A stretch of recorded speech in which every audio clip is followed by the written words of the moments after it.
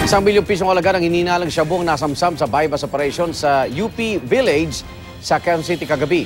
Huli sa operasyon ng magpinsan na bahagi umano ng malaking sindikato ng iligal na droga. Narito ang report ni Jay Sabale. Nakuhanan ng 200 gramo ng hininalang shabu ang mga sospek na sina Nas Usop Bagundang alias Buboy at pinsan nitong si Mohameden Usop Abdul Bayan alias Den. Na-recover din ang marked money na nasa 240,000 pesos na ibinayad ng police asset.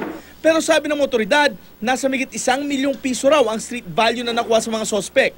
Ayon sa isa sa mga sospek, wala raw silang alam sa transaksyon ng ilegal na droga. Nanghiram lamang daw siya ng 5,000 piso sa isang nagngangalang Frank.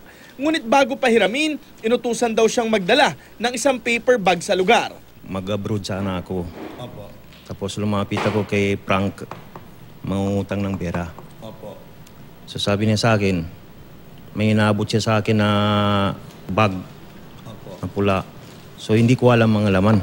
Opo. Ito namang yung isa, nagpasama ko sa kanya kay hindi ko alam yung Matahimik Street. Opo. Dinaanan ko dito sa isabi niyo.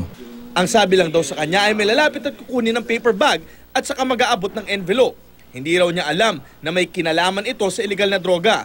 Pero sabi ng mga pulis na namonitor na nila ang galaw ng dalawa at talagang sangkot daw ang mga ito sa bentahan ng iligal na droga. Sa mood of yung transaction kanila sir, yung paano nila kino-content yung information. Kasi kung meron kayong tatanong din sa mga nahuli, parang limited lang yung information. So with that setup, masasabi mo na mas mataas yung level ng grupo ng mga kasama nitong mga nahuli po.